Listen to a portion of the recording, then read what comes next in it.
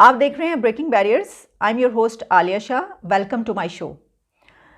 हौसी बागी हौतीज रेबल्स की तरफ से यूएई पर ड्रोन हमले किए गए हैं। इंटरनेशनल और नेशनल मीडिया इन खबरों को कोट कर रहा है और इसकी अब तक की तफसीलात के मुताबिक, जो अब तक डिटेल्स आई हैं उसके मुताबिक यूएई के पोर्ट के करीब ये हमले किए गए हैं और वहाँ पर मौजूद 2 इंडियंस और 1 पाकिस्तानी इन हमलों के नतीजे में अब तक अपनी जान से जा चुके हैं। ये एक बहुत बुरी खबर है क्योंकि वहाँ पर जो लोग मारे गए हैं इन हमलों के नतीजे में वो वहाँ के नेशनल नहीं हैं, यूएई के लोग नहीं हैं, बल्कि अनफॉर्चुनेटली 2 इंडियन और 1 पाकिस्तानी हैं।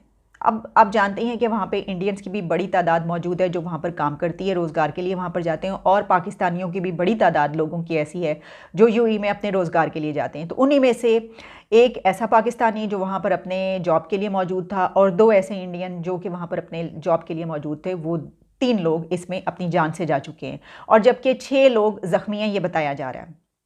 ये मामला इतना सादा नहीं है, इसकी बहुत सी डायमेंशंस हैं, इसकी हिस्ट्री क्या है, और इसमें सिर्फ यूएई और यमन शामिल हैं, यूएई, यमन और सऊदी अरेबिया ही शामिल है, या इसमें कुछ और कंट्रीज़ भी शामिल हैं? क्या इसमें पाकिस्तान, इंडिया और ईरान का नाम भी लिया जा सकता है कि किस तरीके से इनका इस मसले से ताल्लुक़ बनता है?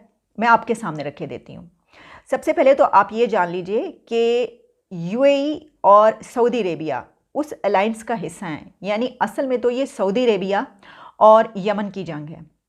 सऊदी अरेबिया की तरफ से कई सालों से यमन पर हमले किए जाते रहे हैं और यमन की तरफ से भी सऊदी अरेबिया पे हमले किए जाते रहे हैं।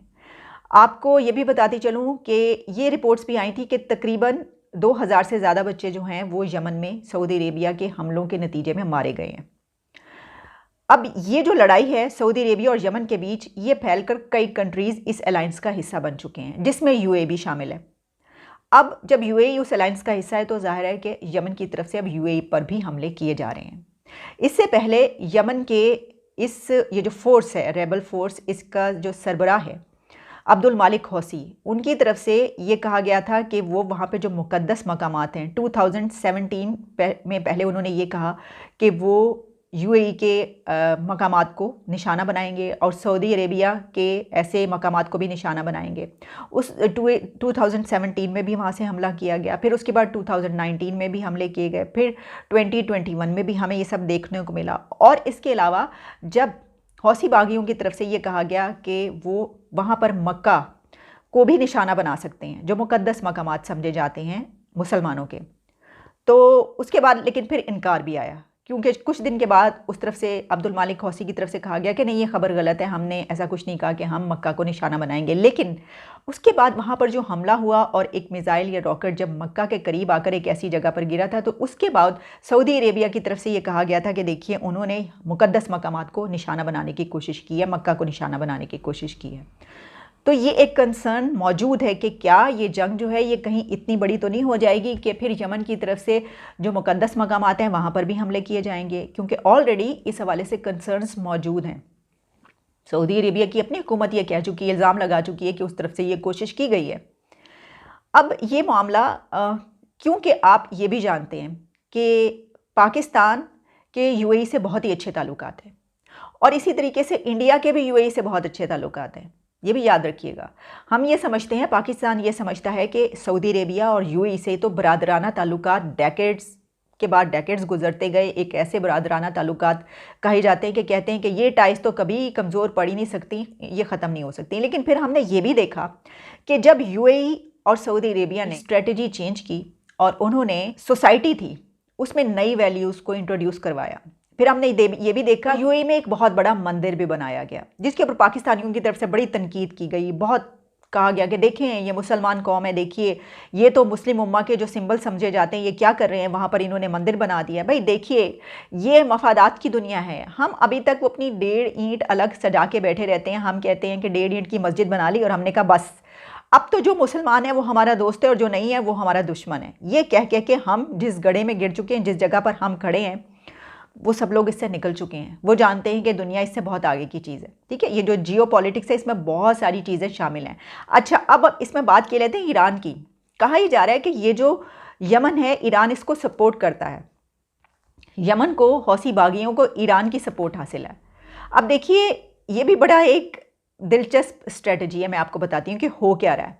एक तरफ हम ये देख रहे हैं कि जहाँ पाकिस्तान के यूएई और सऊदी अरेबिया से बड़े अच्छे रिलेशंस हैं, वहीं पर इंडिया के भी यूएई से बहुत ही ज़बरदस्त रिलेशंस हैं और सऊदी अरेबिया से भी। बल्कि आप देखिए, उनकी जो ट्रेड है, उनके जो प्रोजेक्ट्स हैं, वो तो बहुत बड़े हैं, क्योंकि इंडिया एक बड़ा कंट्री है, एक बड़ी इकोनॉमी है, उसके प्रोजेक्ट्स भी उसी तरीके से बड़े होते हैं। वहीं पर ईरान के ताल्लुकात पाकिस्तान से अच्छे हैं, लेकिन दूसरी तरफ इंडिया भी ईरान से अब अपने रिलेशंस बढ़ाना चाहता है।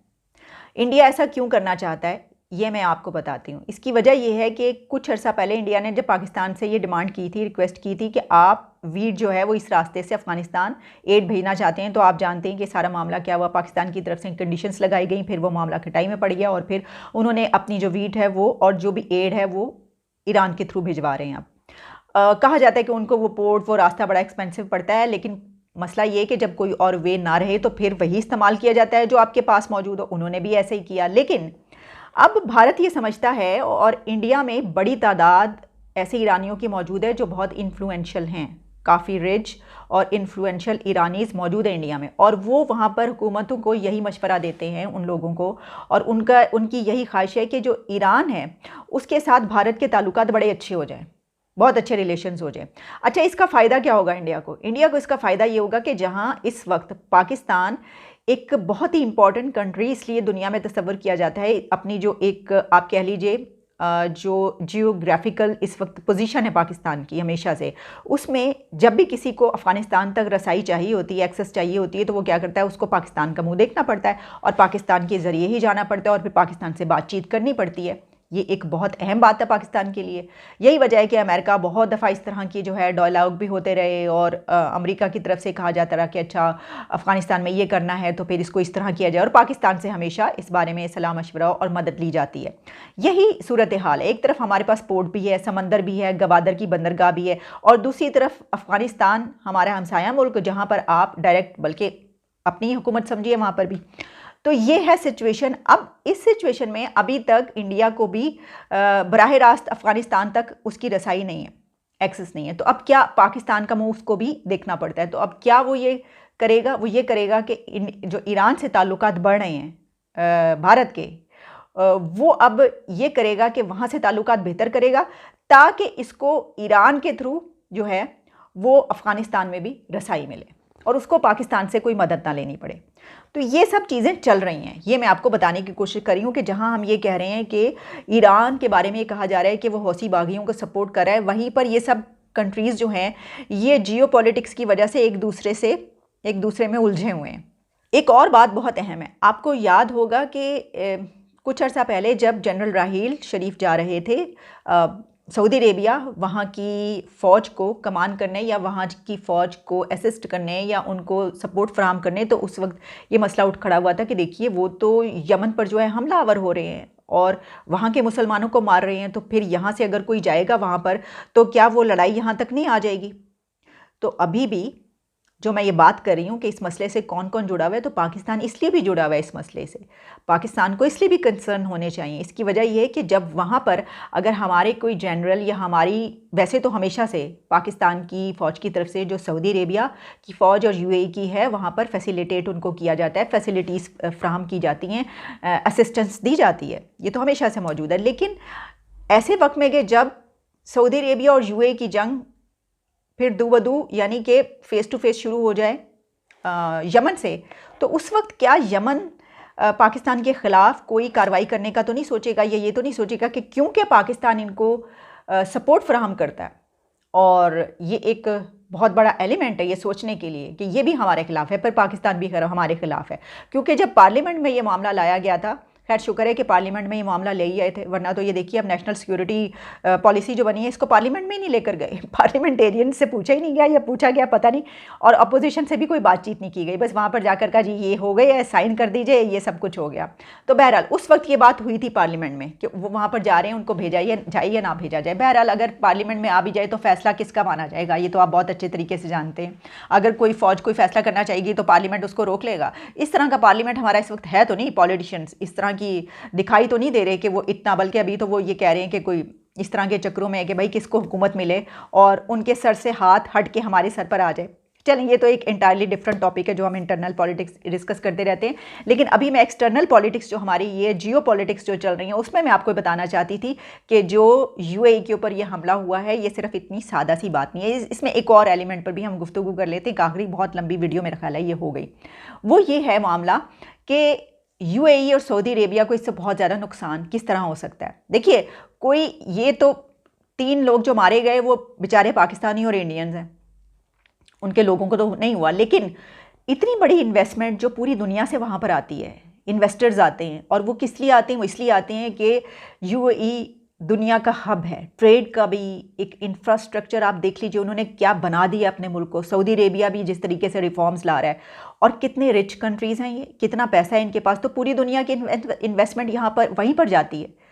अब इन्वेस्टर्स ये सोचेंगे कि ये तो वहाँ पे जंग का माहौल पैदा हो रहा है, जब ड्रोन हमले होंगे, जब मिसाइल अटैक किए जाएंगे, और अगर ये सिलसिला शुरू हो जाता है, अब ये खबर पूरी दुनिया में गर्दिश करी है, तो यूएई की इन्वेस्टमेंट को ख़तरा पड़ेगा, सऊदी अरेबिया की इन्वेस्टमेंट को ख़तरा पड़ेगा। और मेरा ये ख्याल है कि जो होती रेबल्स हैं वो यही चाहते हैं, हौसी बागी यही चाहते हैं कि ये जिस तरीके से तरक्की करें तो अब हम इनको इस तरीके से निशाना बनाएं कि वहाँ पर जो इन्वेस्टमेंट आ रही है उसको रोका जाए, और ये बहुत बड़ा हमला हो, ये वाकई बड़ा हमला होगा वहाँ पर।